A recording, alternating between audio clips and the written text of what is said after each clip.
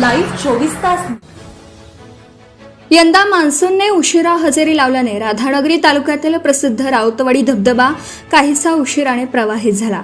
मात्र आता दमदार पावसामुळे धबधबा पूर्ण क्षमतेने कोसळू लागला असून निसर्गप्रेमी आणि पर्यटकांची पावलं पुन्हा एकदा राऊतवाडीकडे वळू लागली आहेत। सह्याद्रीच्या हिरव्यागार डोंगर रांगा, दाट धुके आणि उंच कड्यावरून कोसळणारा शुभ्र धबधबा असं मनमोहक दृश्य सध्या राऊतवाडीत पाहायला मिळतं।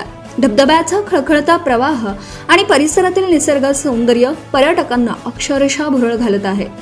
शनिवार, रविवार आणि सुट्टीच्या दिवशी येथे पर्यटकांची मोठी गर्दी होत असून अनेक जण कुटुंबीय आणि मित्रांसोबत वर्षा पर्यटनाचा आनंद घेत आहेत। सेल्फी, छायाचित्रण आणि निसर्गाचा मनमुराद आस्वाद घेताना पर्यटकांमध्ये उत्साहाचं वातावरण दिसून येत आहे।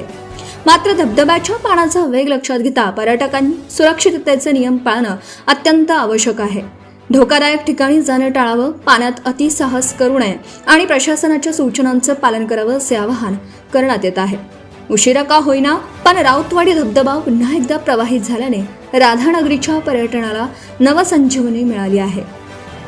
लाईव्ह 24 तास न्यूजसाठी समाधान म्हातुगडे।